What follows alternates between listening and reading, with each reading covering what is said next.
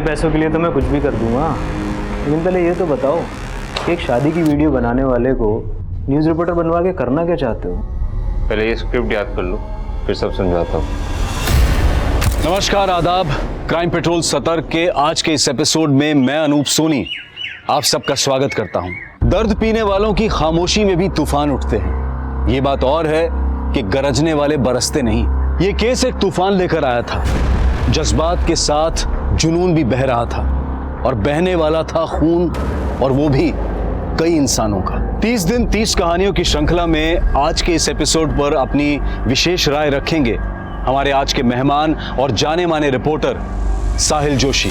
नमस्कार, मैं साहिल Joshi crime petrol सतर्क में आज फिर लेकर आया हूं एक ऐसा अनसुना अनदेखा केस जो मुझे लगता है कि आपको देखना बेहद जरूरी है। हम सबके कई एम्बिशन होते हैं।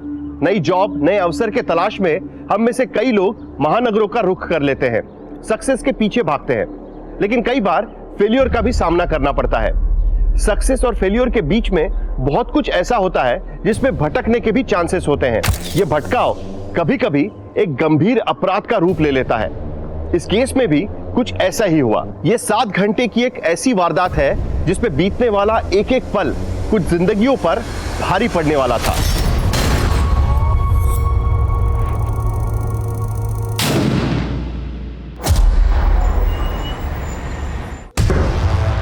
यह है प्लॉट नंबर 160 जो मेरे पार्टनर ने पूरे 40 लाख रुपए देके कावेरी से खरीदा था।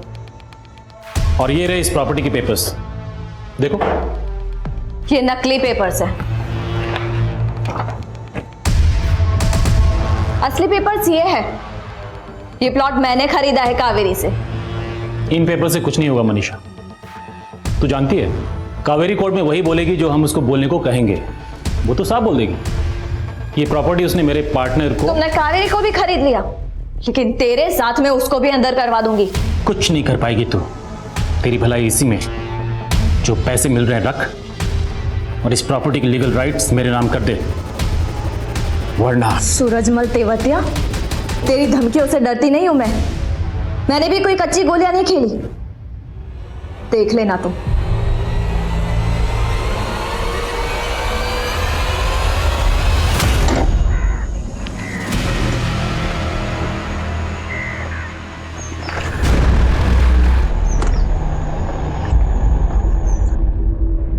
अगर मैं उसकी सिर्फ हड्डी तोड़ूंगा तो मेरे खिलाफ पुलिस में बोल सकता है। तुम उसे जान से क्यों नहीं मरवा देती? नहीं, जितना बोला है उतना कर।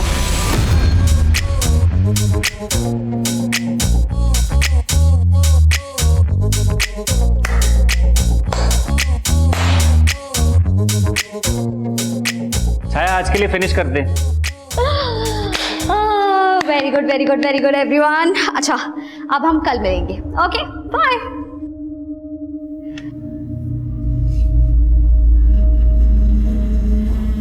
हाय, आई एम मनीषा।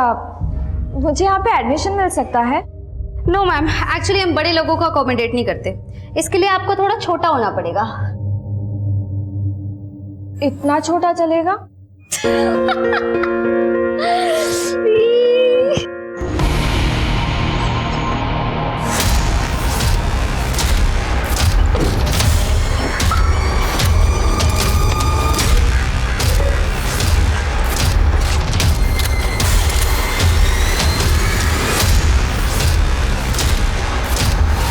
संडे को आप कॉफी बनवा बनवा के थका देते हो, हाँ? और कितना अखबार पढ़ोगे? जाओ जल्दी से नहा लो, लंच का समय भी होने आया। वो फिल्म की टाइमिंग देख रहा था मैं। हाँ? फिल्म देखने चलते हैं आज। तुम क्या कर रही हो? बाद में मत बोलना संडे को टाइम नहीं देता तुमको। हाँ भाई। अरे कौन है ये? क्या कर रहा है तू? अरे कौन? अरे क्या कर रहे हो? दीदी, आपका ये सूरजमल तेवतिया के साथ इशू क्या है? बताओ ना मुझे। कुछ नहीं। और तुम पापा को कुछ मत बताना, वरना उन्हें टेंशन हो जाएगी। मत मारो नहीं, मत मारो।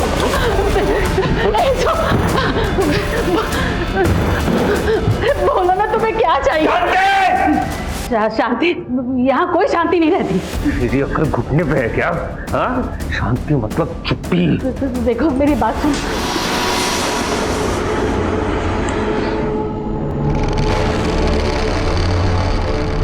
निशा दी, ये क्या कांड कर दिया यार। सूरजमल को पिटवाने के लिए गुंडे हायर कर दिए। अरे छाया, क्यों टेंशन ले रही हो? मैंने उसे सिर्फ सूरज को धमकी देने के लिए कहा है ताकि सूरज के साथ जमीन का मैटर सेटल कर सको।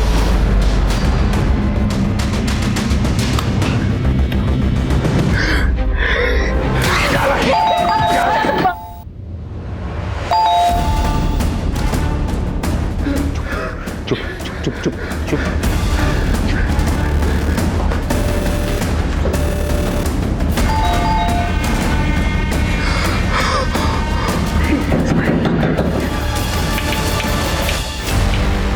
क्या हुआ माँ, ऐसे क्या देख रही हो? दरवाजा तो खोलो।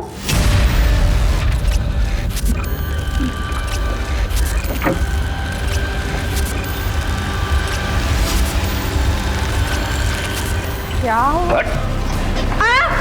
दीदी, दीदी, जनाब, हट, हट।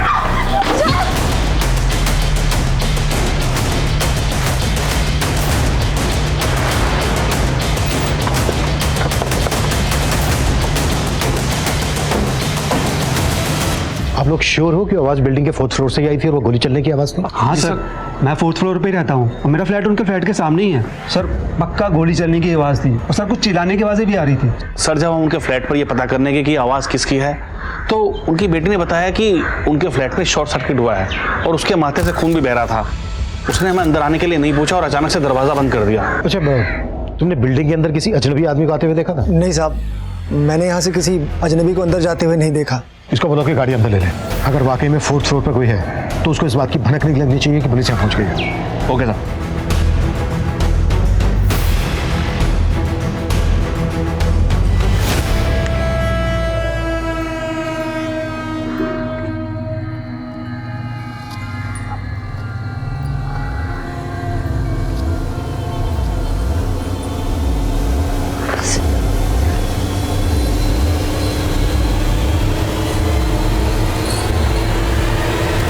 Good morning sir. मार्क पे जाओ।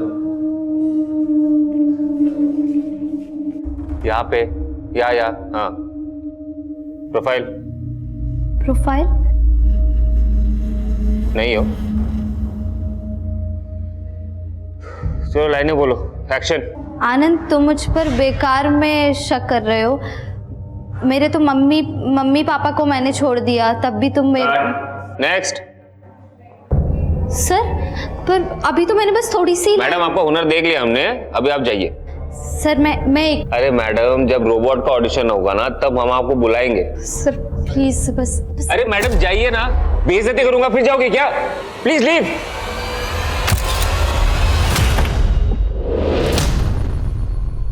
सर ये तो 2nd फ्लोर वाला राहुल है सर।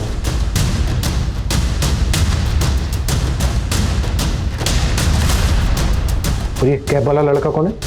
सर ये समझ नहीं आ रहा, ये हमारी सोसाइटी का तो नहीं है। इस कैब वाले लड़के की बॉडी लैंग्वेज कॉशियस लग रही है। ऐसा लग रहा है जैसे सीसीटीवी से अपना चेहरा छुपाने की कोशिश कर रहा हो।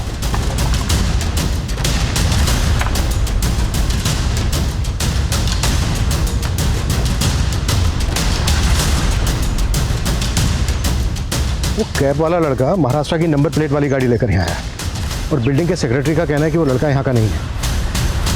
ये भी तो हो सकता है कि वो लड़का 4th फ्लोर पे ना जाकर किसी और फ्लैट में गया हो। बिल्डिंग के बाकी मेंबर से पूछा कि वो लड़का किस फ्लैट में गया। तो क्या चाहते हो? क्यों आए हो यहाँ? वैसे मैंने सोचा नहीं था कि हमारी पहली मुलाकात का ये मोड़ आएगा। ग्वालियर में तुमसे ये सामना हो जाएगा।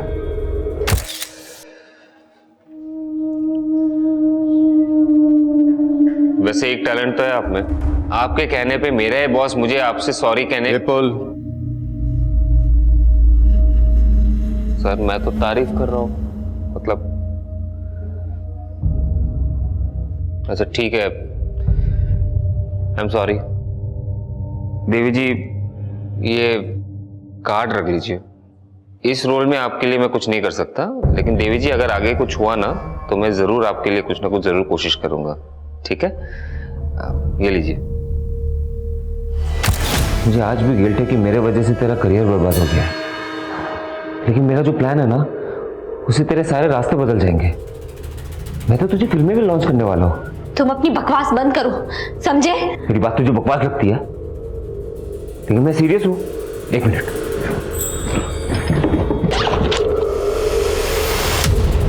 ये देख, मैं तो स्क्रिप्ट भी तैयार करके लाया हूँ। पता है किसने लिखी है? हाँ, मैंने। पढ़, पढ़ना। देखो प्लीज, मुझे कोई स्क्रिप्ट नहीं पढ़नी, मुझे जाने दो। मैंने बोला है पढ़ना है तो पढ़। सर ये ओम प्रकाश जी की दोनों बेटियां हैं। सर एक मिनट सर, यहाँ पॉज कीजिए जरा। सर ओम प्रकाश की बड़ी बेटी मनीषा के सर पर इस वक्त चोट नहीं है, लेकिन सुबह जब हम इनके फ्लैट पर गए थे तो इसके माथे पर चोट। सर, मैंने सारे फ्लैट ऑनर से बात की, वो लड़का किसी भी फ्लैट में नहीं गया। इसका मतलब यह है कि वो लड़का इस वक्त ओम प्रकाश जी के फ्लैट में मौजूद है। जब ये गाड़ी बिल्डिंग में अंदर आ रही थी तब तू इंटरकॉम पे किसी से बात कर रहा था। कहीं ऐसा तो नहीं कि तू जानबूझ के गायब हो गया? साहब मैं जानबूझ के क्यों गायब होऊंगा साहब? वो तीसरे फ्लोर पे पानी ओवरफ्लो हो रहा था साहब, तो वही हम पानी का वाल बंद करने गए थे।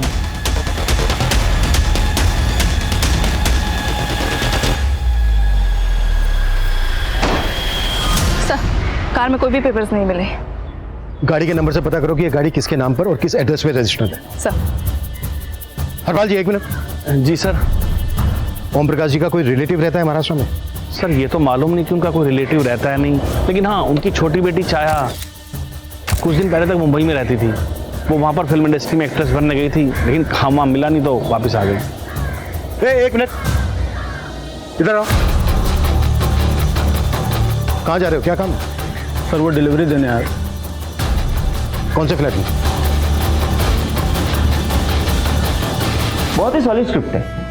कहानी शुरू होती है मुंबई से। एक लड़की मुंबई आती है एक्ट्रेस बनने का सपना लेके, और बहुत स्ट्रगल के बाद ना उसे एक छोटा सा रोल मिल जाता है। गरिमा, मेरा तो एक ही सीन का रोल है, ऊपर से मेरे कैरेक्टर की एक भी लाइन तक नहीं है। तेरी तो कितनी लाइंस हैं? 6 शॉट रेडी है। दीदी एक मिनट। विपुल सुनना, तूने तो बोला था इतना इंपॉर्टेंट कैरेक्टर है। कैसा इंपॉर्टेंट है? मेरे कैरेक्टर की एक लाइन तक नहीं है। इतने बड़े शो में तुझे काम मिला है, चुपचाप काम करने का नाटक क्यों कर रही है तू? मैं कोई मुंबई में भीड़ में खड़े होने के लिए नहीं आई हूँ, मुझे नहीं करना ये काम। इतना मगजमारी करके तुझे यहाँ पे काम दिलवाया है और उसको पता नहीं इतना ड्रामा। चुपचाप बैठ, रेडी हो। धमकी देने की जरूरत नहीं है, ठीक है ना? तभी काम करूंगी जब मुझे लाइन मिलेगी। पहले आंसू दिखाए, उसके बाद जब रोल दे दिया तो आंखें दिखाने लगी। भाई तो तुझे लाइनें चाहिए थी ना, ये पढ़ना, भर भर के लाइनें हैं। और आगे की सीन्स ऐसा है ना कि आंखों में खून उतर आएगा।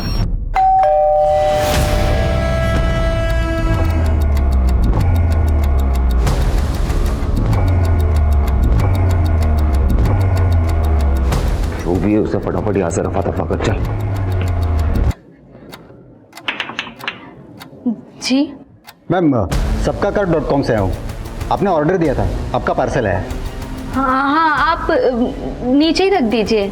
मैम पार्सल तो रख दूंगा, लेकिन आपको पेमेंट भी तो करना है। आपको कैश देना पड़ेगा 1024 रुपया। और मैम सिग्नेचर भी करना है। ये रजिस्टर्ड अंदर आएगा नहीं, आपको दरवाज़ा खोलना पड़ेगा प्लीज़।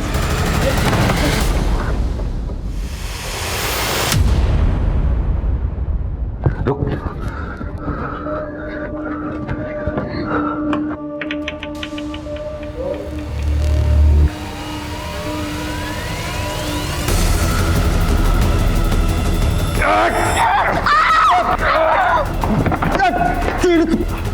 इस लड़के के इरादे बिल्कुल भी ठीक नहीं लग रहे सर। ये कुछ भी कर सकता है। सबसे पहले हमें यह समझना होगा उसने क्यों और किस मकसद से पूरी फैमिली को हॉस्टेज किया होगा। उस फ्लोर के बाकी के फ्लैट्स पूरी तरह से खाली करवाओ। फायर ब्रिगेड को स्टैंड बाई पे रखो। एक मेडिकल टीम और एम्बुलेंस बिल्डिंग के पास बुला के रखो। Yes sir. और हाँ, बिल्डिंग के सेक्रेटरी हरपाल से कहो कि हमें बिल्डिंग का ब्लूप्रिंट दे। मैं तब तक बैकअप टीम बुलवाता हूँ। Okay sir. Hello unit 2, hello unit 2।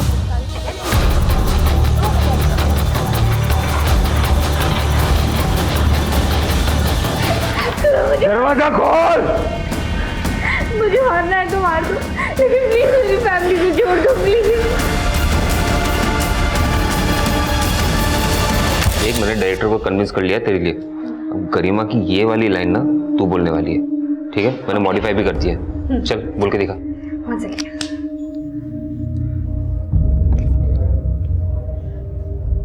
Ananya, तू समझ नहीं रही है यार। लव एट फर्स्ट साइट सिर्फ फिल्मों में होता है। प्यार के लिए अपनी जिंदगी दांव पर मत लगा। दिल के रास्तों पे भी हमें बहुत सोच समझ कर चलना चाहिए। सही है।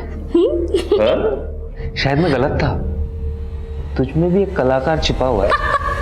है ना? मानता है कि नहीं?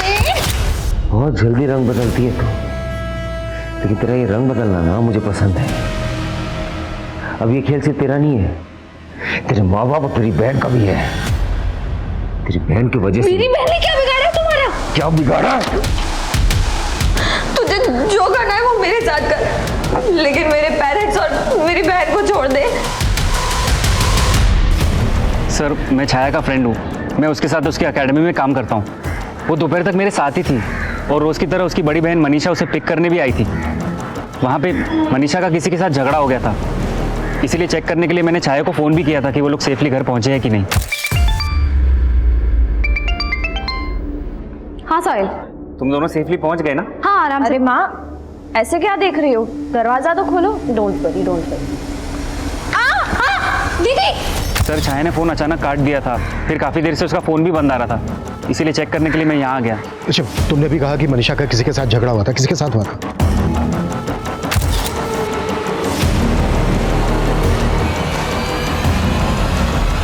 सर, वो सूरजमल तेवतिया के आदमी थे। मनीषा प्रॉपर्टी कंसल्टेंट है। उसका किसी ज़मीन को लेकर झगड़ा चल रहा था सूरजमल तेवतिया के साथ। सूरजमल तेवतिया? सर, ये सूरजमल तेवतिया तो बड़ा लैंड माफिया है। पहले भी धमकी के कई केसेस पर। ये भी तो हो सकता है जो अंदर लड़का है उसे सूरजमल तेवतिया नहीं भेजा हो मनीषा और उसकी फैमिली को धमकाने के लिए। राहुल, एक काम करो, इस सूरजमल तेवतिया को उठाओ, कुट्टो। शायद सूरजमल के जरिए हम उस लड़के को रोक सके। Okay sir. तुझे अपनी बहन के लिए कुर्बानी देने का बहुत शौक है ना? हाँ, मरना तो अब तुम सबको है। क्या किया तुमने मेरी बहन के साथ? हाँ?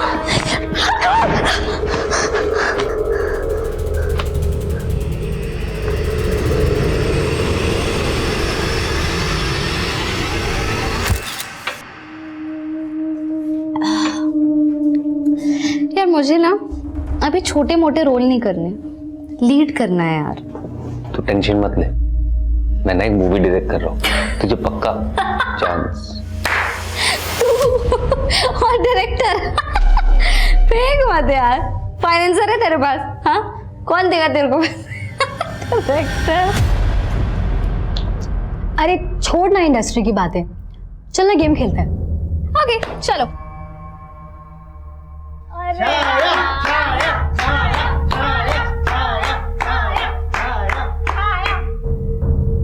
देख छाया, हमने तुझसे गाना गाने के लिए नहीं बोलेंगे। तुझे ना कुछ एक्साइटिंग सा करना होगा। क्या? तेरे ऑपोजिट में जो लड़का है उसे किस कर। ये क्या बदतमीजी है?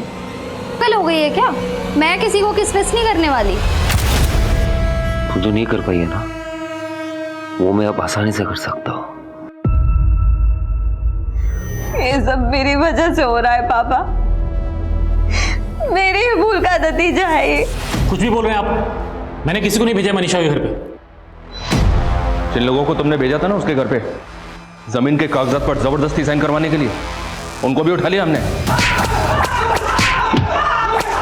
उगल दिया उन लोगों ने कि तुम चीज क्या हो। अब हमें ये बताओ, वो लड़का कौन है जिसने छाया और उसकी फैमिली को होस्टेज बना रखा है? मुझे कुछ पता नहीं है वो कौन है, किसने भेजा है किसको। मैंने बताया ना आपको, बल्कि ये मनीषा ने बाली को मेरे नाम की सुपारी दी थी। अगर मैं उसकी सिर्फ हड्डी तोड़ूंगा ना तो वो मेरे खिलाफ पुलिस में बोल सकता है। जान से क्यों नहीं मरवा देती इसको? नहीं, जितना बोला है उतना कर। कौन बाली? बोलो सूरजमल, चुप क्यों हो गए? बाली पहले मेरे लिए काम करता था, मेरा वफादार है वो। इसलिए जब मनीषा ने उसको मेरे नाम की सुपारी दी, उसने मेरे को सब कुछ बता दिया।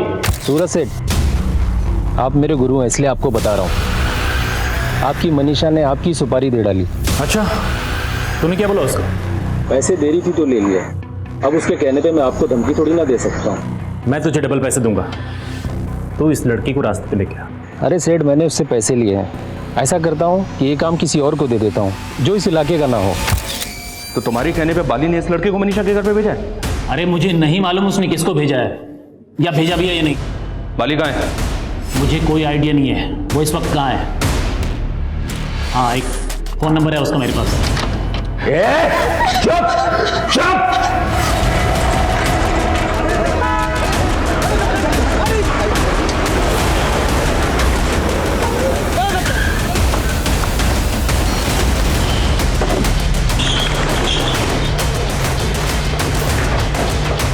सबको सेफ्टी के साथ बाहर लेके जाओ, क्विक। हाँ राहुल, ये सूरजमल तेवतिया ने बाली का जो नंबर दिया सर वो बंद है, और ये बाली कहाँ अंडरग्राउंड है इसका कुछ पता नहीं चल रहा। आर यू श्योर उनके घर पे जो लड़का है उसको बाली नहीं भेजा होगा? कुछ कंफर्म नहीं है सर। बाली जैसा क्रिमिनल कुछ भी कर सकता है। इतना पूछने के बाद भी मुझे ऐसा लग रहा है सर ये सूरजमल अब भी हमसे कुछ छुपा रहा है। कुछ समझ में नहीं आ रहा है राहुल, ये सिर्फ डराने धमकाने की बात है या फिर गेम कुछ और ही है?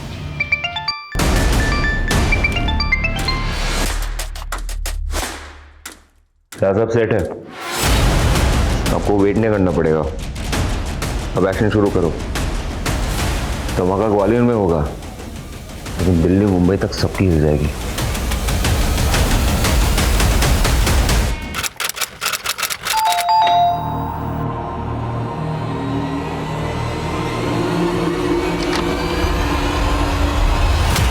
मैंने तुम्हें मना किया था ना मेरा पीछा करने को, क्यों कर रहे हो मेरा पीछा? मैम पीछा नहीं कर रहा था, मैं तुमसे बात करना अरे फिर मुझे तुमसे बात नहीं करनी है, तुम्हें क्यों नहीं समझ आ रहा? वो गिफ्ट लाया था तुम्हारे। मुझे तुम्हारा कोई गिफ्ट नहीं चाहिए, समझ नहीं आ रहा तुम्हें? तुम लड़कियों का ना समझ में नहीं आता, कभी जिंदगी में इतने करीब आ जाती हो हमदर्द की तरह, और जब निकालना होता है तो दूध में मक्खी की तरह निकाल देती हो। तुम जैसे लोगों का ना निकालना ही होता है, क्योंकि तुम एक नंबर के गुंडे हो, गुंडे। मेरी बात क्या बात सुनो, मुझे तुम्हारी बात नहीं मेरी बात सुनो। मैं ना तुम्हारे फायदे के लिए आता है। तुम क्या बोल रही थी कि मैंने मूवी को कोई फाइनेंस नहीं करेगा ना? अच्छे खासे भाइयों के साथ मेरा कनेक्शन है, जैसे चुटकी में वो लोग फाइनेंस करते थे। देखो तुम्हें कॉम्प्रोमाइज करने की भी जरूरत नहीं होगी, है ना? तुम बस मुझे हाँ बोल दो, स्टार बना दूंगा।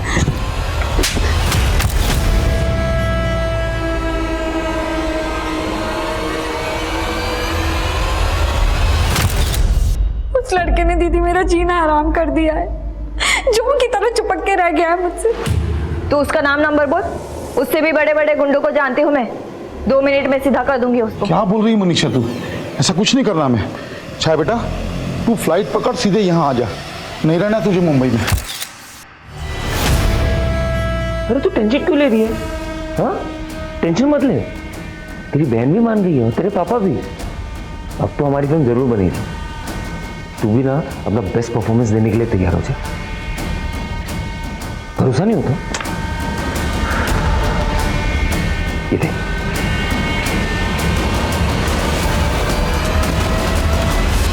ये ओम प्रकाश के फ्लैट का ब्लूप्रिंट। हॉल में 2 विंडो हैं, हॉल के दोनों तरफ एक बेडरूम है, सिंगल बेडरूम में 1 विंडो है, मास्टर बेडरूम में 1 विंडो है। अगर हमने इनकी विंडो से घुसने की कोशिश की तो वो शूट कर सकता है। अब हमारे पास 2 जगह बचती हैं, मास्टर बेडरूम का बाथरूम इसकी विंडो, किचन के साथ जो बाथरूम है इसकी विंडो। हमें इन विंडो से अंदर जाना है। टीम रेडी करो।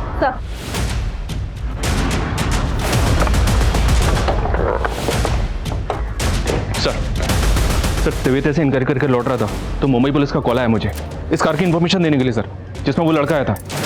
ये कार विपुल भारद्वाज के नाम पे मुंबई के 4 बंगलों के एड्रेस पर रजिस्टर्ड है, लेकिन फिलहाल इस एड्रेस पे ताला लगा हुआ है। और सर ये विपुल की फोटो है, ये देखिए। ओम प्रकाश की छोटी बेटी छाया मुंबई में रहती थी, इस विपुल का छाया के साथ कोई कनेक्शन? फिलहाल तो ऐसा कुछ पता नहीं चला है, सिर्फ इतना पता चला है कि ये विपुल फिल्म इंडस्ट्री में काम करता है, असिस्टेंट डायरेक्टर है और पिछले कई दिनों से ग्वालियर आ रहा है। पॉसिबल है इसका बाली और सूरजमल तेवतिया के साथ कोई कनेक्शन? बाली की कोई लीड? अभी तक कुछ नहीं सर। ये कहाँ से आ गया, इनको कैसे पता चल गया? राजीव जल्दी कैमरा लेकर आ। ग्वालियर की प्रार्थना अपार्टमेंट हाउसिंग सोसाइटी को पुलिस ने चारों तरफ से घेर लिया है और ऐसा कहा जा रहा है कि इस बिल्डिंग के 4th फ्लोर पे एक फैमिली को हॉस्टेज बनाया गया है, लेकिन ये सच्चाई नहीं है। जी हाँ, दरअसल इस बिल्डिंग के अंदर जो कुछ भी हो रहा है उसकी कुछ वीडियोस वायरल हुई हैं और सच जानने के लिए आपका उन वीडियोस को देखना बेहद जरूरी है। लेकिन उन वीडियोस को दिखाने से पहले मैं चाहूंगा कि हमारे कैमरामैन यहाँ पर मौजूद पुलिस को दिखाएं कि किस तरीके से पुलिस ने इस पूरी बिल्डिंग को घेरा हुआ है और चप्पे चप्पे पे पुलिस खड़ी है और किसी का भी अंदर से बाहर निकलना इस वक्त नामुमकिन है। वाह, देख क्या मोड़ है हमारी प्रेम कहानी में? अब हम भी पॉपुलर हो गए और हमारा प्यार भी, है ना? मेरे ऑर्डर का वेट करना, जब तक मैं ना बोलूं कोई मूव नहीं करेगा। क्लियर? Over and out. ये देखिए सर, ये कुछ वीडियो सोशल मीडिया पे वायरल हुए हैं। मैंने किसी को हॉस्टेज नहीं बनाया, मैं तो यहाँ छाया से मिलने आया था।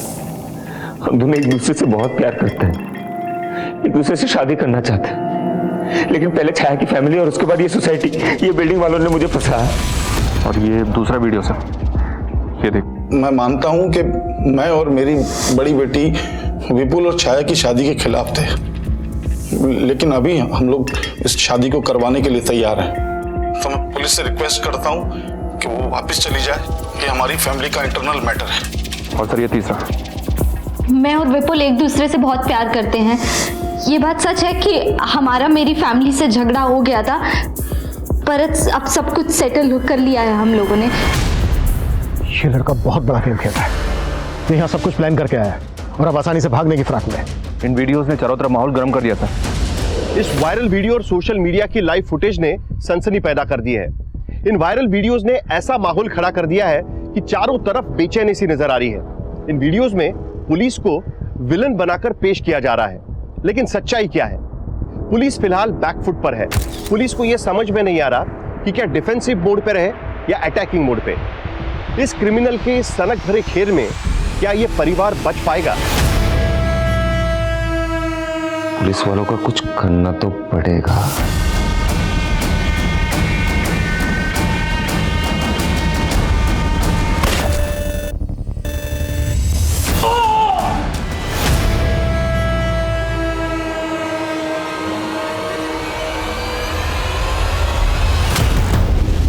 ये लड़का मीडिया के सामने हीरो बनने की कोशिश कर रहा है। लाइव रिपोर्टिंग में पुलिस वाले पे गोली चला दी इसने। समझ में नहीं आ रहा है इसके दिमाग में चल क्या रहा है। और सर इसको कंट्रोल करने का कोई जरिया भी नजर नहीं आ रहा है। लाइव रिपोर्टिंग की वजह से हमारी एक एक एक्टिविटी पे नजर रखा है। अब समझ में नहीं आ रहा है किसने गोली चला दे। राहुल, मीडिया वालों को हटाओ यहाँ से, दूर भेजो उनको यहाँ से। क्विक। Okay sir.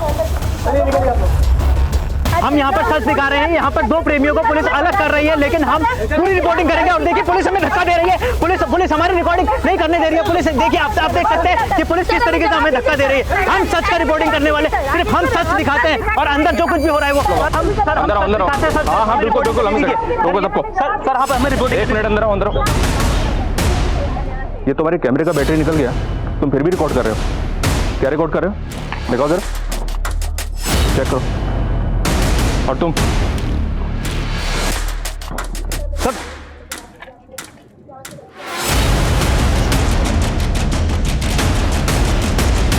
जल्दी करो और उस तरफ जाओ, तुम थोड़ा इस तरफ जाओ। चलो जल्दी वो। ये देखे थे, ये आदमी बिना बैटरी के कैमरे से रिकॉर्डिंग कर रहा था, और ये मोबाइल को अपनी जेब में इस तरह से फंसा के लाइव रिकॉर्डिंग कर रहा था और फ्रेंड्स बुक पे अपडेट कर रहा था। ये देखे थे। ये सब क्यों कर रहे थे तुम लोग? और हो कौन? हाँ? इसकी जेब से विजिटिंग कार्ड मिला सर। प्रकाश डिजिटल लैब, वेडिंग स्पेशलिस्ट। तो शादी में वीडियो बनाता है, तो फिर यहाँ पर न्यूज एंकर बनकर लाइव रिपोर्टिंग क्यों कर रहा था? बोल। सर वो लड़का, उसने पैसों का लालच दिया था सर।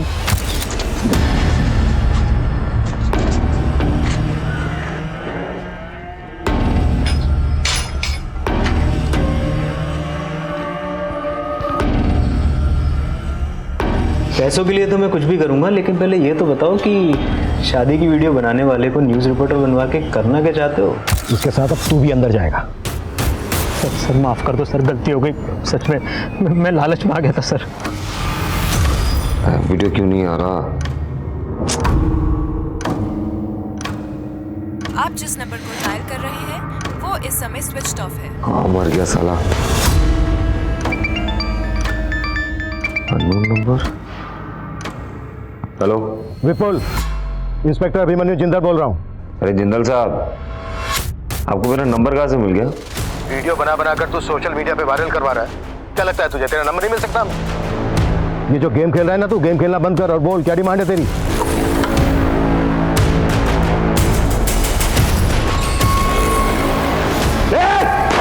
विपुल,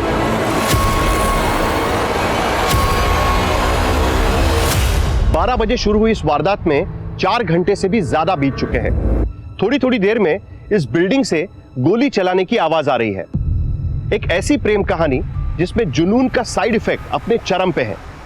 एक गोली एक कांस्टेबल को जख्मी कर चुकी है। अब सवाल यह है कि इस बिल्डिंग में मौजूद सारे लोग जिंदा है या इनमें से कोई किसी गोली का शिकार हुआ है। मौत का यह खेल अब पुलिस कैसे रोक पाएगी? तू फिर से मुझसे भागने की कोशिश कर रही है?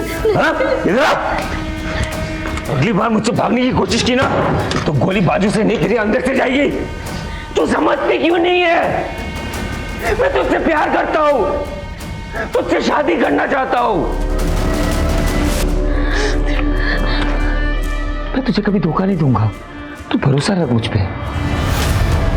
तूने मुझे कभी धोखा मत देना। अगर मुझे धोखा दिया ना तो मैं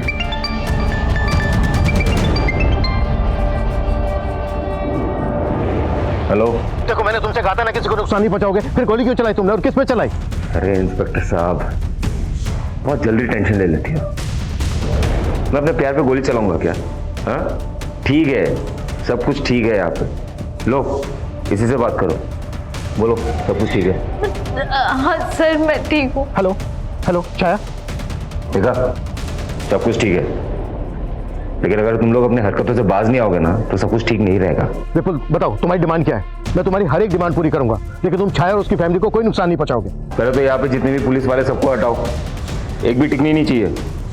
मुझे और छाया को सेफ पैसेज चाहिए, वरना पता है ना। नहीं, देखो तुम छाया को कोई नुकसान नहीं पहुंचाओगे और ना ही उसकी फैमिली को। अरे पहले करके तो दिखाओ, फिर देखते हैं। हमें तुम्हारी शर्त मंजूर है, मैं अपनी पूरी टीम को लेकर यहाँ से जा रहा हूँ। मिशन अबॉर्ड, सब नीचे आ जाओ। चलो चलो हमें यहाँ से निकलना है, चलो आ जाओ। सब बिना हलचल के गाड़ी में बैठो, हमें यहाँ से निकलना है, जल्दी करो क्विक। छाया सब सेट हो गया, सब मान गए, पुलिस वाले भी मान। हाँ इंस्पेक्टर, जैसे कि तुमने डिमांड की थी, हमारी पूरी पुलिस टीम यहाँ से निकल रही है। लेकिन देखो तुमने हमसे वादा किया है, छाया और उसकी फैमिली को बिना नुकसान पहुंचाए तुम छोड़ दोगे। हम तुम्हारी बात मान रहे हैं, तुम भी अपने वादे पे कायम रहना। हम यहाँ से जा रहे हैं, हमारी पूरी पुलिस टीम यहाँ से जा रही है। तुम चाहो तो ऊपर से चेक भी कर सकते हो। ठीक है, अभी मीडिया में जाओ और जाके बाइट दो कि तुम मुझे और छाया को सेफ पैसेज दे रहे हो। ओके।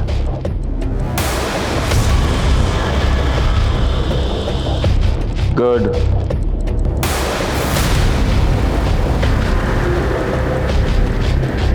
अब आया ना लाइव वीडियो।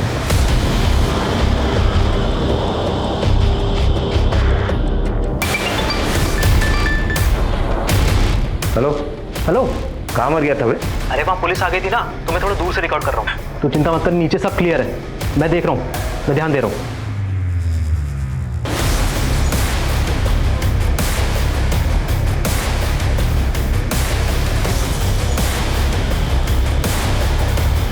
देखना कुछ भी नहीं है, सब क्लियर है एकदम। चल ठीक है, तो चुपके से वीडियो भेजते रहे।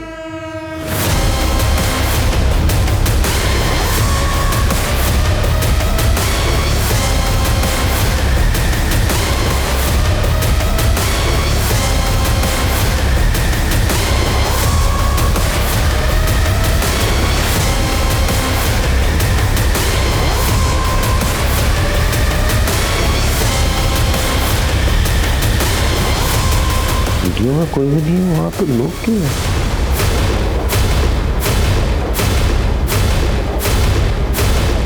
जगह तो सही है, थोड़ा मुझे एड़ा बना रहा है।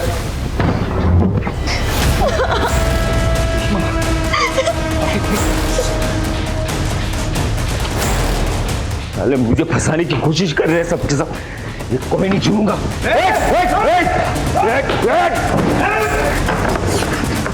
ये तुम लोगों ने अच्छा नहीं किया, अब कोई नहीं बचेगा। सर अंदर एक औरत बेहोश पड़ी है, रेस्क्यू करो, हॉस्पिटल पर जाओ जल्दी। और वो लड़का कहाँ है? सर वो लड़का उस रूम में, उसके साथ छाया भी है, उसने सर दरवाजा बंद कर दिया है। देखो किसी भी हालत में वो लड़का यहाँ से बच के नहीं निकलना चाहिए। सर मेरी बहन को बचा लीजिए, वो अंदर है। मनीषा तुम चिंता मत करो, हम तुम्हारी बहन को बचा लेंगे। इनको बाहर लेके जाओ प्लीज, आप बाहर जाइए। विपुल देखो अब तुम यहाँ से बच्चा नहीं निकल सकते, हमने घेर लिया तुम्हें। बेहतर यही है कि तुम सरेंडर कर दो। अरे बच के तो जाएंगे इंस्पेक्टर, और तुम लोग ही जाने दोगे? काशान पट्टी किया ना तो सबसे पहले इसको उड़ाऊंगा, उसके बाद खुद मर जाऊंगा। नहीं नहीं नहीं नहीं, देखो तुम गोली मत चलाना, गोली मत चलाना, हम तुम्हें जाने देंगे। प्लीज गोली मत चलाना, ठीक है? सब अपने अपने गन उसमें डालो और यहाँ पर टेबल पे रखो। जैसा ही करा वैसा करो, सब गन डालो उसमें। जल्दी करना,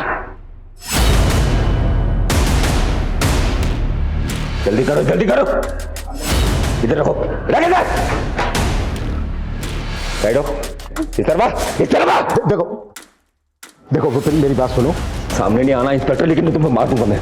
ऐसे मत भागो, तुम अपने आप को समझ रहा हो? पीछे पीछे जा। दूंगा मैं गोली, मैं बोल रहा हूं मैं गोली मार दूंगा। नहीं देखो तुम गोली मत, हम तुम्हें जाने देंगे। मैं खुद कह रहा हूं कि मैं जाने दूंगा तुम्हें। तो बोल रहा हूं सामने नहीं आना। तुझे क्या लगा था तेरे कहने से चले जाएंगे हम? तुझे आसानी से भागने देंगे यहाँ से? लेके जाओ इसको। तुम ठीक हो शायद? लेकिन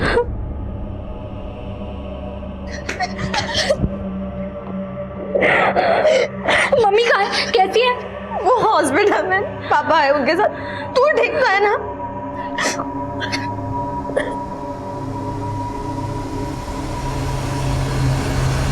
ये एक रिश्ते का एक ऐसा फेलियर था जो इस भयानक वारदात की वजह बन गया। विपुल जैसे सरफिरे हर जगह मिलते हैं। जब भी लड़कियां इनकी छेड़छाड़ बदतमीजियां बर्दाश्त करती हैं और इग्नोर कर देती है, तब इनके हौसले और भी बढ़ जाते हैं। और विपुल ने तो ऐसा कोहराम मचाया जिसे काबू करने में 7 घंटे का समय लगा। जब हम मुसीबतों से दूर भागते हैं तब हमें लगता है कि मुसीबतें दूर हो गई, लेकिन मुसीबतों को जब तक हम जड़ से नहीं उखाड़ देते तब तक मुसीबतें हमारा पीछा नहीं छोड़ती। प्रेम कहानी में जज्बात जब एक तरफा हो तो जुनूनियत अक्सर ऐसा ही फितूर अख्तियार कर लेती है। लेकिन छाया विपुल के सरफिरेपन से अच्छी तरह से वाकिफ थी। अगर वो मुंबई में रहते हुए विपुल के खिलाफ कानूनी कार्रवाई कर लेती तो शायद विपुल ये हौसला करने से पहले कई बार सोचता और छाया और उसके परिवार की जान यूं खतरे में नहीं पड़ती। देखते हैं हमारे आज के एपिसोड की दूसरी कहानी।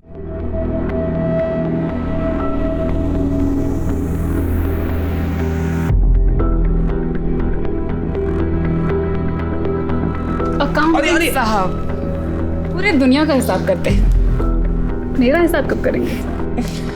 मन तो बहुत करता है स्वाति, लेकिन तुम तो जानती हो कमाई इतनी है ही नहीं कि फैमिली शुरू करने के बारे में सोच भी सके। मंथ एंड आते आते तो जेब खाली हो जाती है। बस एक अच्छी सी परमानेंट जॉब मिल जाएगी ना, फिर टेंशन खत्म हो जाएगी। राजीव, कहते हैं भगवान जिसे पैदा करता है उसका खाने का इंतजाम भी कर देता है। और क्या पता उसके आते ही हमारी किस्मत बदल जाए। ख्याल तो बहुत अच्छा है, लेकिन स्वाति अगर ऐसा नहीं हुआ तो ऐसे उदास मत हो। तो जहाँ इतना सब्र किया है थोड़ा सा सब्र और करो ना। जैसे अच्छी सी जॉब मिल गई ना परमानेंट, फिर देखना मैं कैसे बच्चों की लाइन लगाता हूँ। क्या नाटक लगा के रखा है तूने? हाँ, नहीं खाऊंगी नहीं खाऊंगी, प्यार से समझा रही हूँ, खा ले समझ में नहीं आ रहा, दिमाग खराब करके रखा है। एक कान के नीचे दूंगी ना, ये गिर जाएगी। क्या कर रही है तू ये?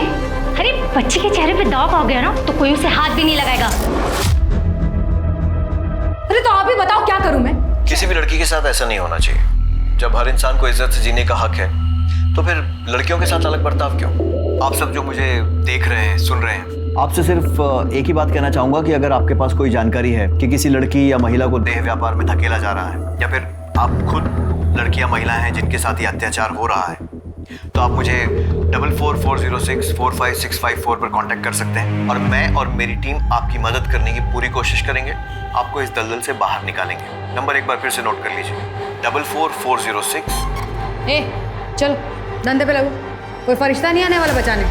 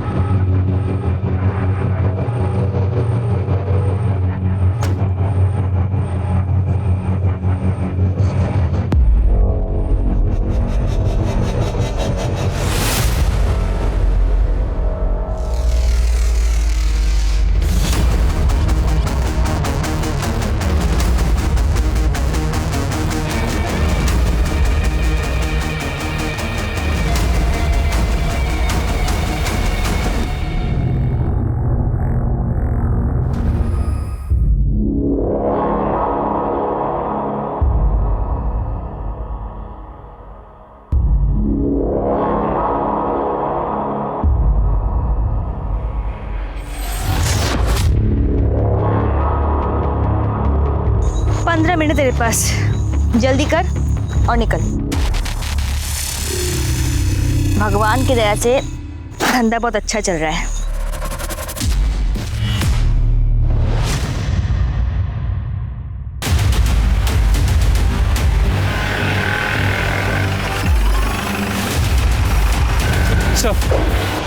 इस तरफ सर, यहाँ संभाल सर। ये गाँव वाला यहाँ हल्का होने आया, इसने बॉडी को देखकर हमें इन्फॉर्म कर दिया।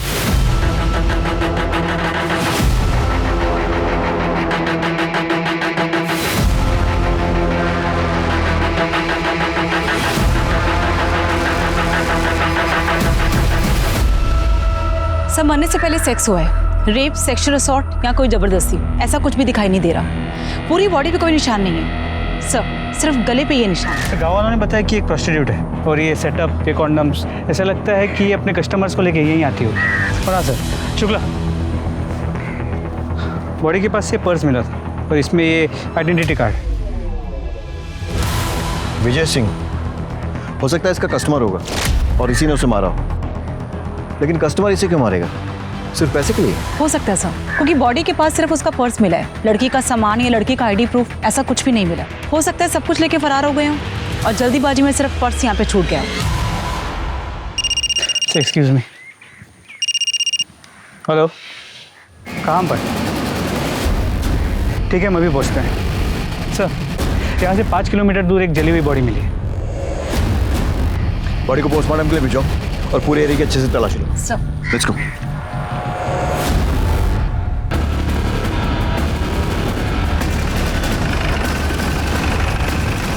लगता है पेट्रोल जैसी किसी चीज से जलाया गया है। पहचानना भी मुश्किल है कि आदमी है या औरत। यहाँ ऐसी कोई चीज नहीं मिली जिससे हम बॉडी की पहचान कर सके। मिश्रा, पता करो आसपास में कोई मिसिंग कंप्लेंट दर्ज हुई है क्या? शायद उससे इसकी शिनाख्त हो सके। विजय सिंह, इसका पता करो। जी सर। 5 किलोमीटर के दायरे में एक प्रोस्टिट्यूट और एक जली हुई लाश मिलने से पूरे इलाके में दहशत फैल जाती है। दिन दहाड़े हुई इस हत्या के लिए जिम्मेदार कौन है, पुलिस या प्रशासन? सवाल ये भी खड़ा होता है कि एक वैश्या जिसके पास जिस्म के अलावा कुछ भी नहीं, बात अगर पैसे की होती तो सिर्फ मारपीट तक होती, लेकिन यहाँ मामला कुछ और है। सर, जंगल में जिस औरत की लाश मिली थी उसका नाम मीना था, उम्र 22 साल। 15 साल की उम्र से इसी डिस्ट्रिक्ट में अलग अलग जगह में प्रोस्टिट्यूशन का काम कर रही थी ताकि पकड़ी ना जाए, पर 2 बार अरेस्ट हो चुकी है। हमारे पास उसके रिकॉर्ड्स भी हैं। और उसकी फैमिली, उनका कोई रिकॉर्ड? सर नहीं, उसका अभी तक असली नाम भी पता नहीं चला, तो फैमिली का कहाँ से पता चलेगा? पता नहीं इस धंधे में कब से है। फैमिली होगी भी तो सामने नहीं आएगी, क्योंकि उन्हें उसकी मौत के दुख से ज़्यादा अपनी झूठी इज्जत की चिंता होगी। सर, मीना मर्डर केस में सस्पेक्ट विजय सिंह के बारे में पता किया। टेम्पो ड्राइवर है, विशाल नगर स्लम में रहता है। पड़ोसियों ने बताया कि करीब 1 साल पहले उसकी बीवी की मौत हो गई थी, जिसके बाद से वो प्रोस्टिट्यूट्स के पास जाने लगा। कभी कभी उन्हें घर भी ले आता था, जिस वजह से मोहल्ले में झगड़े भी होते थे। मतलब पॉसिबिलिटी है कि शायद मर्डर उसी ने किया। इसका कोई आता पता? सर, हम पता कर रहे हैं। पड़ोसियों ने बताया कि विजय कल टेम्पो लेके निकला तो था, लेकिन वापस नहीं आया। उसके बाद किसी ने विजय को नहीं देखा। उसका फ़ोन नंबर मिला है, लेकिन कंटिन्यूसली स्विच ऑफ आ रहा है। मतलब ये हो सकता है कि मर्डर करने के बाद वो फरार हो गया। मिश्रा, इस विजय सिंह और इसका टेम्पो दोनों के लिए बोलो जारी करवाओ। जी सर। और वो जली हुई लाश जो मिली थी, उसकी कोई शिनाख्त? सर, वो एक मीडियम हाइट के आदमी की। इस डिस्क्रिप्शन से मैच करता हुआ कोई भी मिसिंग कंप्लेंट पिछले 1 हफ्ते में रजिस्टर नहीं हुआ है।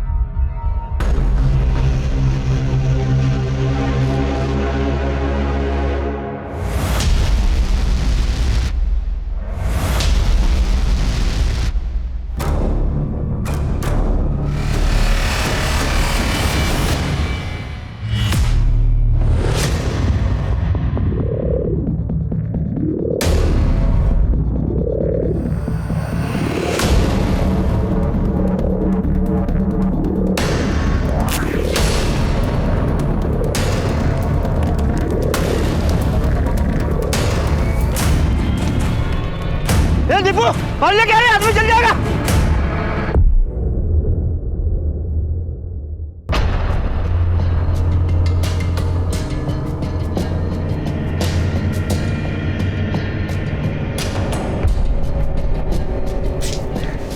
ए, घूरता क्या है?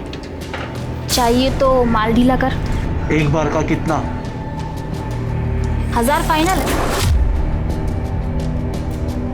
देता है तो बोल, वरना मेरा टाइम खराब मत कर। निकल यहाँ से। चल मेरे राजा,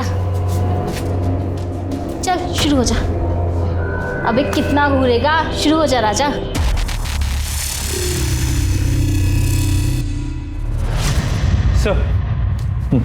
सर मीना की मौत 18 तारीख की रात 8 से 11 बजे के बीच गला दबाने की वजह से हुई।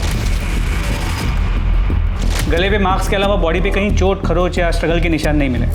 सेक्स हुआ है, सीमेंट ट्रेसेस भी मिले, लेकिन सर रेप या सेक्सुअल असॉल्ट जैसा कुछ साबित नहीं हो रहा।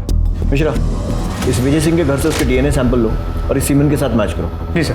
इसके टेम्पो का कुछ पता चला? सर हम पता कर रहे हैं, लेकिन अब तक कोई इन्फॉर्मेशन नहीं मिली। सर जंगल में जली हुई बॉडी की पोस्टमार्टम रिपोर्ट्स। मेल बॉडी है, 28 से 35 के बीच। 18 तारीख की रात को 8 से 11 के बीच गला दबाने से मौत हुई है।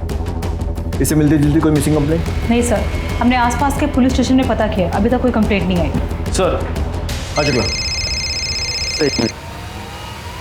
हेलो, क्या? कहाँ पे? एक मिनट होल्ड कीजिए। तो गणेश नगर में एक औरत की बॉडी मिली है। बॉडी की इन्फॉर्मेशन मिलने के पहले ही तो आ गया? नहीं सर, ऐसा नहीं है, ये तो फ़ोन अभी आपके सामने आया। मैं तो पहले वाली फ़ोन की इन्फॉर्मेशन देने आया था कि आदर्श नगर में एक आदमी की जली हुई बॉडी मिली है।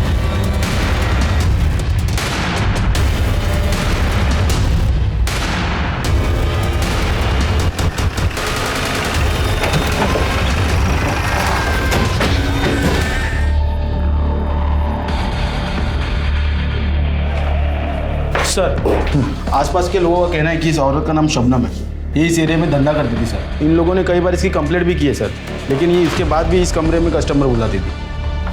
ठीक है, चारों तरफ अच्छे से तलाशी लो। Okay sir. Sir sex rape या सेक्सुअल असॉल्ट जैसा तो कुछ नहीं लग रहा है। शरीर पर कोई चोट का निशान भी नहीं है, सिर्फ एक गले पे निशान है सर। ये देखिए, ऐसा लग रहा है कि ये गला घोटने की वजह से इसकी मौत हुई। कौन है ये जो ये ऑलरेडी मजबूर और सताई हुई औरतों के साथ ऐसा कर रहा है? सर ये पर्स मिला है। कमल राणा। हमेशा सर यहाँ भी एक जली हुई बॉडी मिली है, ठीक वैसे ही जैसे पिछले केस में थी। इसे भी पेट्रोल डाल के जलाया गया। ठीक है, मैं पहुँचता हूँ।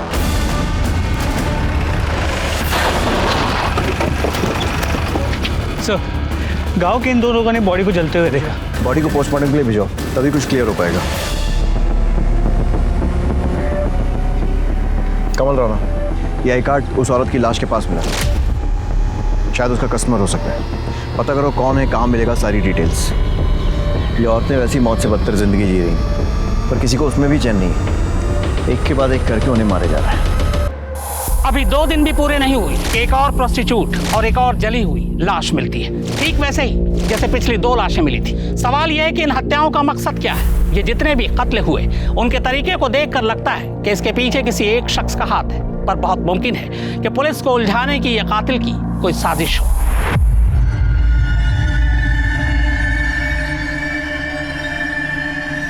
बुलबुल, बुलबुल, बुलबुल, बुलबुल, कहाँ जा रही है? दरवाजा खोल। हाँ मैं रात को कहाँ मर रहे हो तुम लोग? अरे कोई पकड़ो उसे।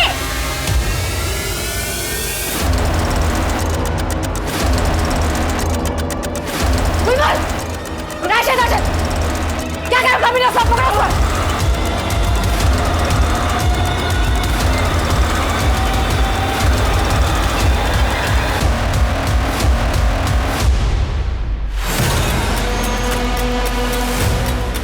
बुलबुल, अपने आप से बाहर आ जा, आपा तेरे को जान से मार देगी। है बुलबुल, सब देखते हैं।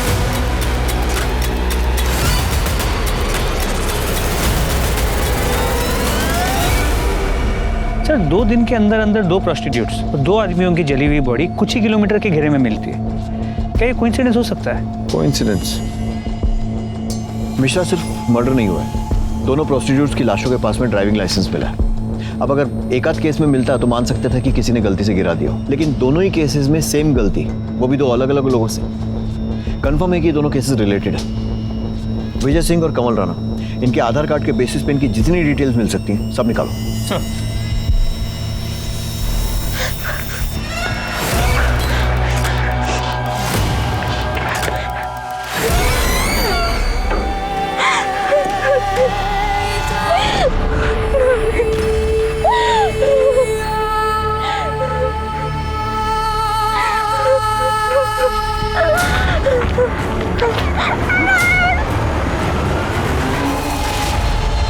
सुनिए, अभी निकलना जरूरी है क्या? कल सुबह तक का वेट नहीं कर सकते? इतनी रात हो रही है। अरे अर्ली मॉर्निंग तो मुझे ऑफिस में रिपोर्ट करना है ना। देखो अभी मैं निकलूंगा फरीदाबाद के लिए तो कम से कम 1.5 से 2 घंटे लगेंगे पहुंचने। फिर जाकर सामान रखूंगा, थोड़ा सोऊंगा। हाँ तो और उसके बाद सुबह जाकर के मैं स्वाति क्या हुआ? इतना सैड फेस क्यों बनाया हुआ है? नहीं, प्लीज स्वाति समझो ना। देखो ये बिल्कुल वैसी जॉब है जैसी मैं करना चाहता हूँ। पता नहीं राजीव, मुझे बहुत घबराहट सी हो रही है। अरे तुम बस ये सोचो कि अपना नया घर कैसे सजाओगी। चलो अब खुश हो जाओ। पहुंच के फोन करना। हाँ ठीक है, मैं निकलता हूँ और तुम अपना ध्यान रखना।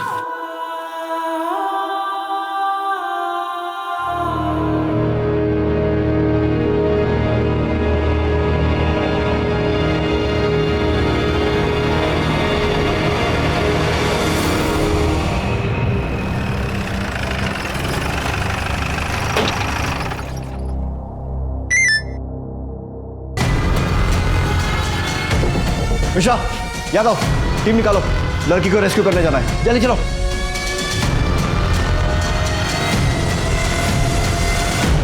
पुलिस को मिली सूचना के अनुसार यहाँ पर एक 13 साल की बच्ची को जबरदस्ती रखा गया और उस पर बहुत ज्यादा अत्याचार किए गए और इस बात की जानकारी पुलिस को खुद उस बच्ची ने दी और राहत की बात यह है कि पुलिस उसको बचाने में कामयाब हुई है। हटो उसको। सर हम कुछ सवाल पूछना चाहते हैं आपसे। एक्सक्यूज मी सर, क्या आप हमें बता सकते हैं ये बच्ची कौन है और इस पर अत्याचार करने वाले लोग कौन थे और आपको इस बात की जानकारी कैसे मिली? इस बच्ची का नाम प्राची है। इसके माँ बाप नहीं, अनाथ, अपने इन रिश्तेदारों के साथ रह रही थी और ये लोग इस पर अत्याचार कर रहे थे और ज़बरदस्ती से मजदूरी करवा रहे थे। फिलहाल हम लड़कियों को एनजीओ के हवाले कर रहे हैं और इन लोगों के खिलाफ मुकदमा दर्ज करने जा रहे हैं। हम बच्ची को उसके माँ बाप तो नहीं लौटा सकते, लेकिन एनजीओ के साथ कम से कम वो एक नॉर्मल लाइफ जी पाएगी। Thank you so much. Thank you so much.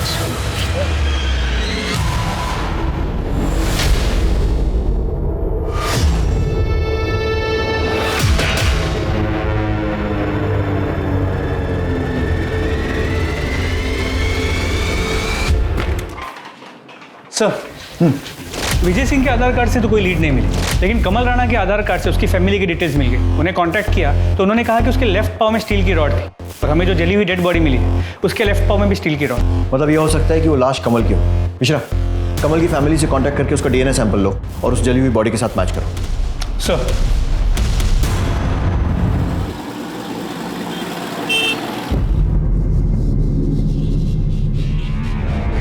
अबे तो पहली बार आया है ना, इसलिए तुझे ऐसा लग रहा है। टेंशन मत ले, तुझे बहुत मजा आने वाला है। और ये पुलिस वुलिस ना जुबेदा मैडम के जेब में होती है बे।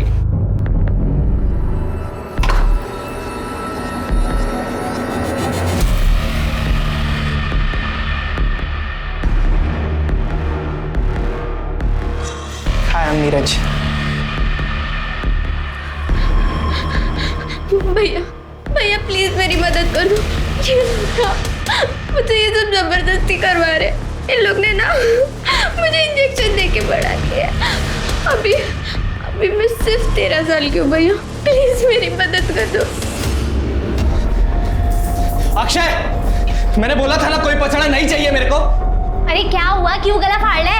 बताएगा हुआ क्या है? इसने मुझे बोला था वो लड़की 18 साल की है। उस लड़की ने मुझे खुद बताया वो 13 साल की लड़की है और तुम लोगों ने मिलकर उसे इंजेक्शन दिया है बड़ा होने। साली को तो मैं भी देखती हूँ, बताती हूँ उसे।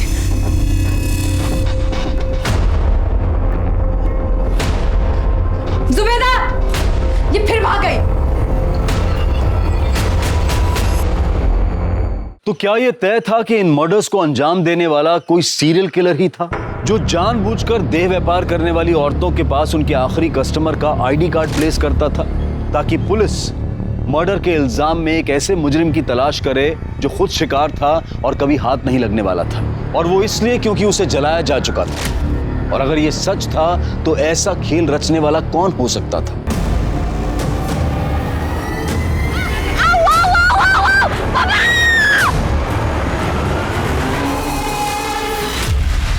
आपके पति कब से गायब? सर 2 दिन से। 21 तारीख की रात 11 बजे वो ये कहकर निकले थे कि वो फरीदाबाद जा रहे हैं। अगले दिन 10 बजे उनको ऑफिस में रिपोर्ट करना था, तो उसके बाद से उनका कोई अता पता ही नहीं सर। उनका फ़ोन भी स्विच ऑफ आ रहा है। आपने ऑफिस में पता किया? सर उनकी जॉब अभी लगी थी, वो ज्वाइन करने जा ही रहे थे, इसलिए मुझे ज़्यादा कुछ पता नहीं है। उसी भी जल्दबाजी में निकल गए। ऑफिस का नाम, कंपनी का एड्रेस कुछ पूछ नहीं पाए सर। उनकी किसी से दुश्मनी या फिर हाल फिलहाल में कोई झगड़ा? नहीं सर, कोई दुश्मनी, कोई झगड़ा नहीं। कोई अफेयर? बिल्कुल नहीं सर, हमारी लव मैरिज है, 1 साल पहले ही हमारी शादी हुई है। ठीक है, आप इनके पास अपनी सारी डिटेल्स लिखवा दीजिए, हम जल्द से जल्द आपके पति को ढूंढने की कोशिश करेंगे। चलिए। 6 हेलो,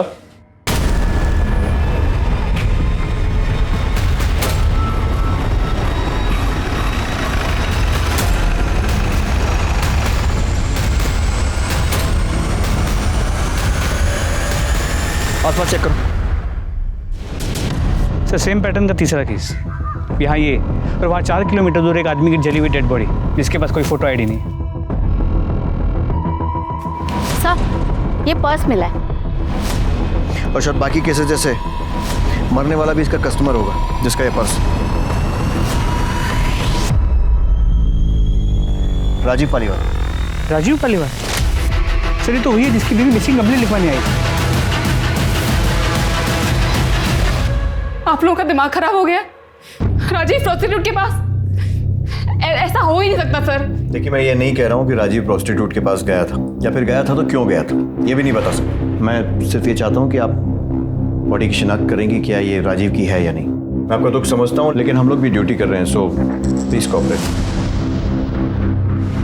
चेहरा इतना जला हुआ है, मैं कैसे बताऊँ कि राजीव है या नहीं। देखिए, राजीव की बॉडी पर अगर कोई आइडेंटिफिकेशन मार्क हो या कोई चोट का निशान जिससे आप उसकी पहचान कर सकें। बचपन में उनका एक ऑपरेशन हुआ था, तो राइट हैंड पे उनका निशान है।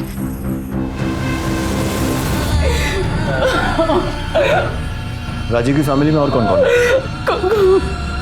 कोई नहीं है सर। कोई तो होगा। होगा भी तो मुझे नहीं बताया सर, मुझे नहीं पता।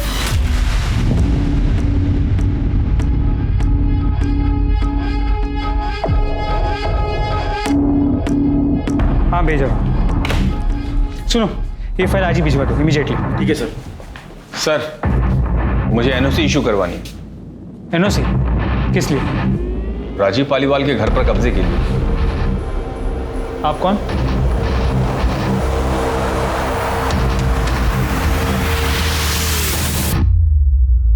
रवि पालीवाल? जी सर, रवि पालीवाल, राजीव पालीवाल का जुड़वा भाई। सर न्यूज़पेपर में पढ़ा कि राजीव का मर्डर हो गया है, इसलिए मैं चाहता हूं उसके घर की एनओसी इशू कर दी जाए, ताकि ऐसे ही कोई उसके घर पे कब्जा ना कर ले। सर ये हमारे बर्थ सर्टिफिकेट्स और राशन कार्ड वगैरह ज़रूरी दस्तावेज आप चेक कर लीजिए सर। अब उसके जाने के बाद इकलौता वारिस मैं ही हूँ सर।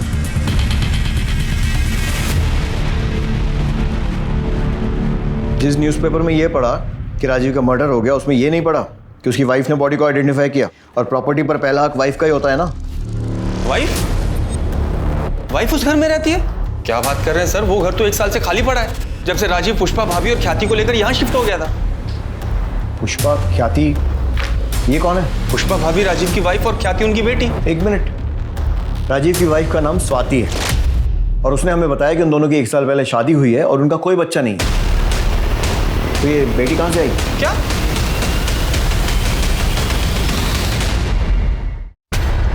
सर 1 साल पहले हमारी शादी हुई थी, ये रहा उसका प्रूफ। और आप हैं कौन?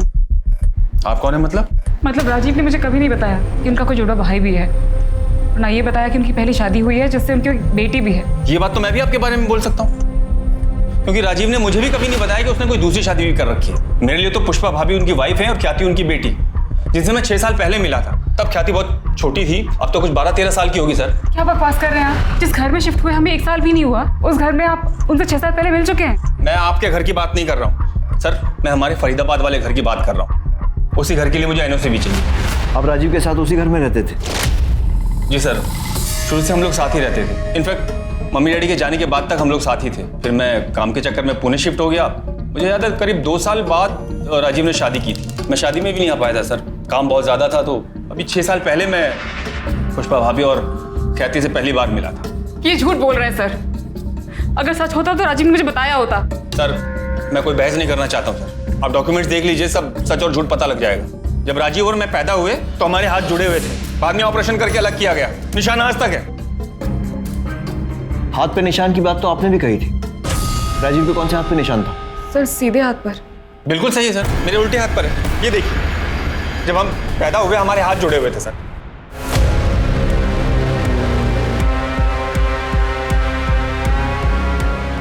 स्वाति जी आपका दुख समझते हैं, लेकिन इनके डॉक्यूमेंट से तो ऐसे ही लग रहा है कि ये सही बोल रहे हैं। और वैसे अगर आप ध्यान से देखें, मूंछ लगाकर ये हूबहू राजीव जैसे ही दिखते हैं। मिश्रा, रवि का डीएनए सैंपल लो और डेड बॉडी से मैच करवाओ, और इनके डॉक्यूमेंट्स फिर से वेरीफाई करो। और अगर सब कुछ सही निकलता है तो एनओसी दे दो, लेकिन लोकल पुलिस को इन्फॉर्म करने के बाद। और इनका घर भी लोकल पुलिस की मौजूदगी में ही खोलो। Sir, thank you sir.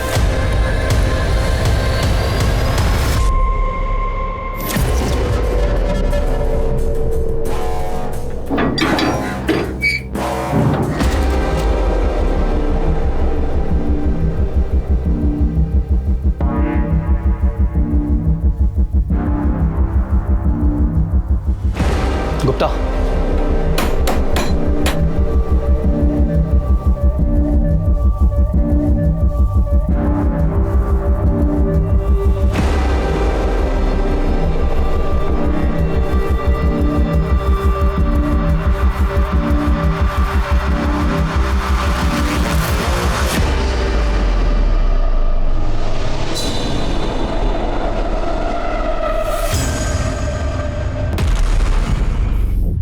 Gupta, पूरा घर चेक करो।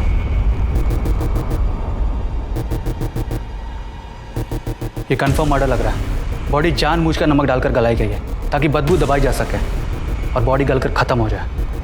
मरे हुए काफ़ी महीने हो चुके हैं, सिर्फ कंकाल बचा है। इस केस की फाइल हमें हैंड ओवर करो, क्योंकि इस केस से जुड़ा हुआ केस हम ऑलरेडी इन्वेस्टिगेट कर रहे हैं। ओके, इनसे इस केस की फाइल ले लेना। Okay sir.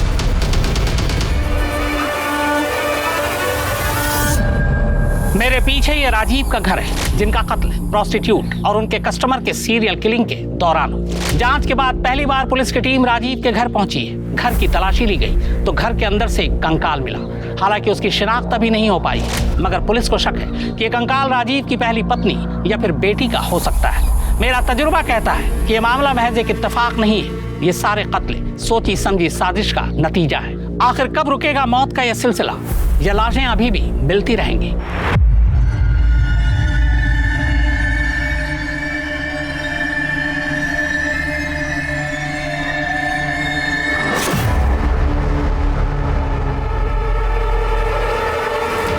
आप बता सकते हैं मरने वाला कौन हो सकता है? सर, मैं कैसे बता सकती हूँ? मुझे तो ये भी नहीं पता था कि राजीव की फैमिली भी है। पता नहीं था या बताना नहीं चाहती? सर, मेरा विश्वास कीजिए सर, मैं सच बोल रही हूँ। आपके लिए सिर्फ एक केस होगा, पर मेरे लिए तो मेरी पूरी दुनिया उजड़ गई है सर। मैं बिलीव ही नहीं कर पा रही हूँ कि राजीव मेरे साथ ऐसा कैसे कर सकता है। अगर वो मेरे सामने होते तो मैं उनसे पूछती, उन्होंने मेरे साथ ऐसा क्यों किया। ठीक, जा सकते हैं। दामिनी सर, ये रवि का जुड़वा वाला एंगल चेक करो। ये बात मुझे हजम नहीं हो रही है कि एक सगा भाई अपने भाई की मौत पर, शादी पर कहीं भी नहीं पहुंचा, लेकिन मौत की खबर मिलते ही प्रॉपर्टी की एनओसी कराने पहुंच गया। उसने एक बार भी ये नहीं पूछा कि भाई के मरने के बाद उसकी पत्नी और उसकी बेटी कहाँ है। रवि और राजीव दोनों के कॉल रिकॉर्ड्स और मोबाइल डिटेल्स निकलवाओ, और जो डॉक्यूमेंट्स उसने दिए हैं अच्छे से चेक करो।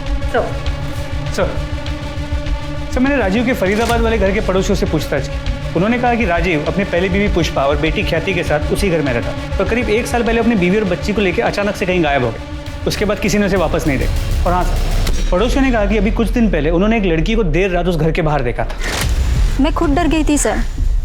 पहले लगा कि भूत है। लड़की का मुंह बंद करके घसीटते हुए जबरदस्ती गाड़ी में बिठा के लेके गए। साहब, एकदम कंच लाल पिस्टल लगा रखी थी, जैसे वो रेड लाइट एरिया में औरतें लगाती है ना, वैसे साहब। देखने में एकदम बच्ची, मतलब शरीर छोटा, जैसे उम्र बड़ी ही नहीं। साहब, वो 2 मुस्टंडे उस दिन उसको खींच के लेके जा रहे थे, गाड़ी में बैठाया। मुझे वो लोग सही नहीं लगे साहब, बिल्कुल। सर, मुझे लगता है कि इसमें प्रोस्टिट्यूशन रैकेट वालों का हाथ। हमेशा सिर्फ प्रोस्टिट्यूशन नहीं, ह्यूमन ट्रैफिकिंग और ड्रग्स का भी एंगल हो सकता है। चारों तरफ नजर रखो, आंखें खुली रखो। खबरियों को भी अलर्ट कर दो। ज़रूरत पड़ती है तो फरीदाबाद पुलिस से भी हेल्प लो, मैं बात कर लूँगा। और ये रवि और स्वाति पर भी नज़र रखो। इनकी ये जुड़वा भाई, 2-3 शादियाँ, प्रॉपर्टी, इन सारी की सारी बातों पर मुझे डाउट हो रहा है। सर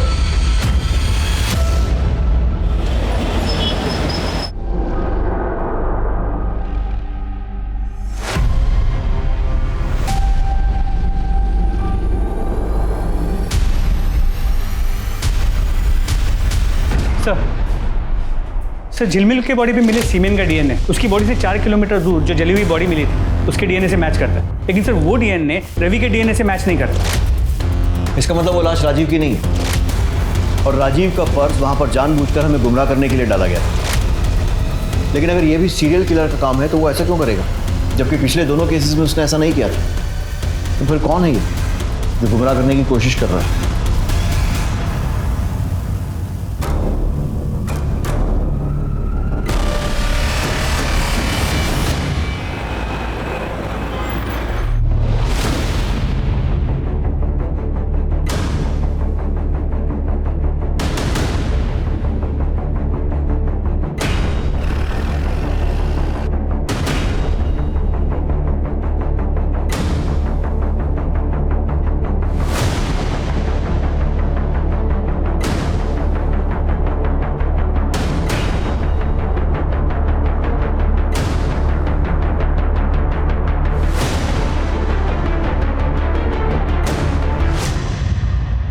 घबराओ मत, हम हैं तुम्हारे साथ। क्या नाम है तुम्हारा? ख्याति।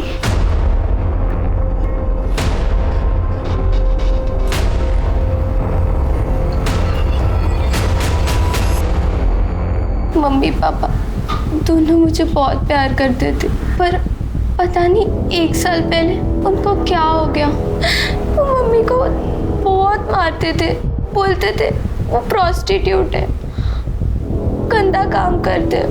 मम्मी मना करती थी, बहुत रोती थी, पर पापा उनकी बात सुनते ही नहीं थे।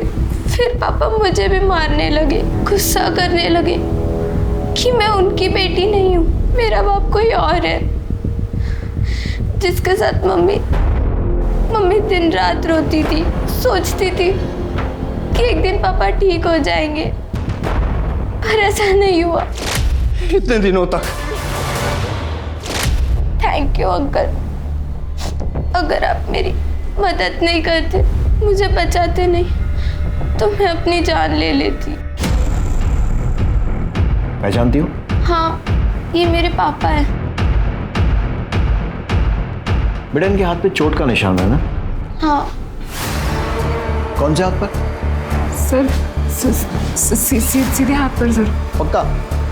सोच लो। हाँ सर पक्का। मैं वाइफ हूँ उनकी, मुझे तो पता ही होगा ना। पॉइंट। स्मिता जी,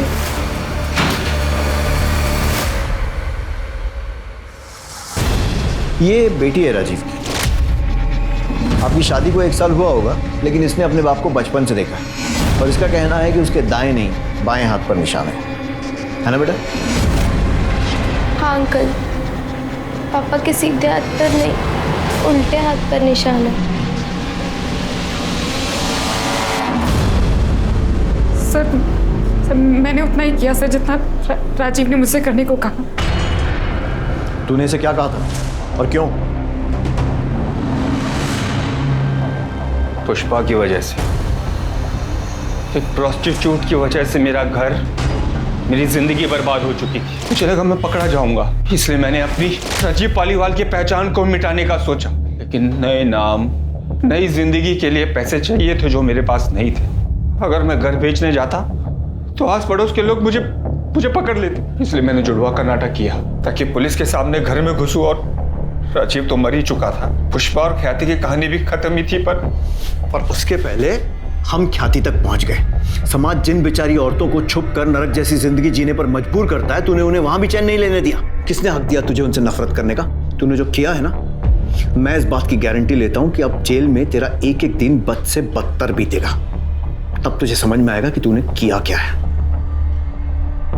राजीव ने कुल 11 लोगों को मारने की बात कबूल की, जिनमें 5 वेश्याएं थी। उसका कहना था कि वो समाज से वेश्यावृत्ति को खत्म करना चाहता था। प्रोस्टिट्यूट, वेश्या, ये शब्द हमारे समाज में गाली के तौर पर इस्तेमाल किया जाता है, पर अगर ये गाली है तो फिर ये गाली पूरी मर्दजात और समाज के लिए, न कि सिर्फ औरतों के लिए होनी चाहिए, क्योंकि औरत का ये रूप मर्दों ने अपनी वासना को पूरा करने के लिए बनाया, पर आज भी औरतों को उनका हक और अधिकार नहीं दे पाया।